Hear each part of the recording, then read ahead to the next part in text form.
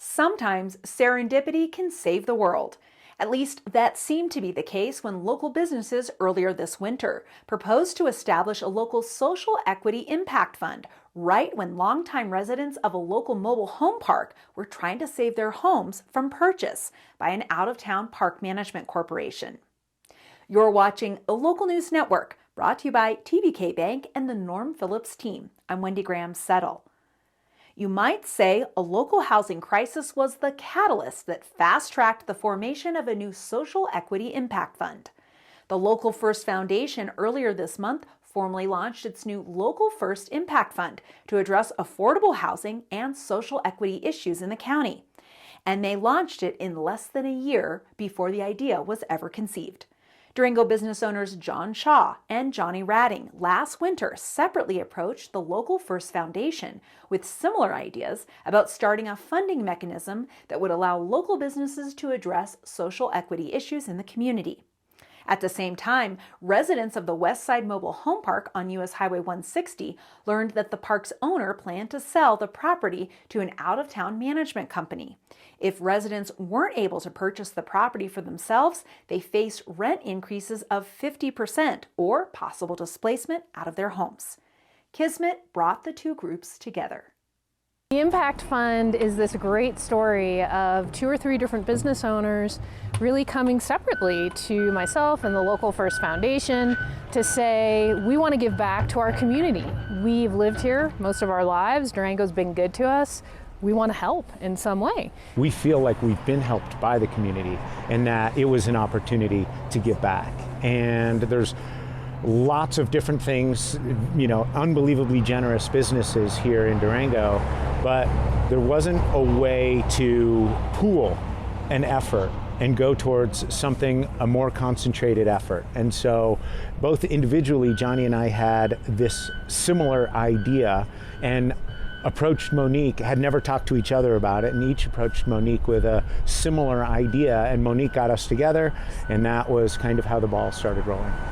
The point of the Impact Fund is to help raise money for social equity causes here in La Plata County that we feel that maybe aren't getting handled by other entities.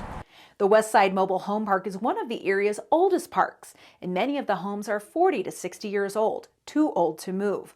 Lot rents are about $450 a month, but resident Alejandra Chavez says many families already work 2 jobs just to pay that, let alone utilities, food, and childcare.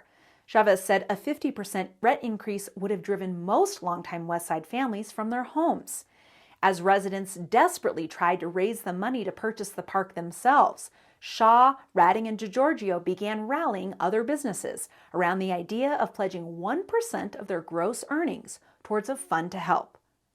I was absolutely shocked when we brought all 20 businesses together and everybody had the same idea of what they wanted to do, because I thought, everybody will have kind of a different idea of how to help, but actually this like-minded community of business owners who are all just, the best local businesses in Durango that just, make Durango what it is. It makes it unique and real and a great place to live. All felt so strongly that helping out the community here at Westside was hands down the best way to get our Impact Fund launched and to make a difference here. By May, 20 businesses had contributed more than $500,000, and West Side residents were the first recipients of the new Local First Impact Fund. They leveraged the donation with a $1.5 million loan from the La Plata County Commissioners and funding from the Denver-based Elevation Community Land Trust to purchase the park. An offer was accepted in late March. And we are super surprised at how people came together, how Durango community came together.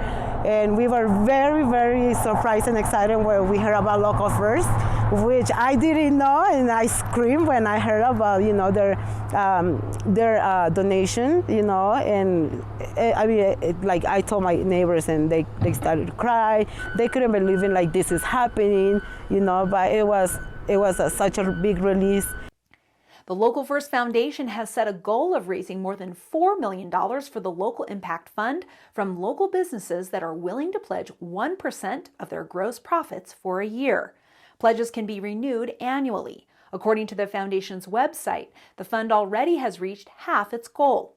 If you'd like to make a donation or to learn more about the Pledge program, visit foundation.localfirst.org.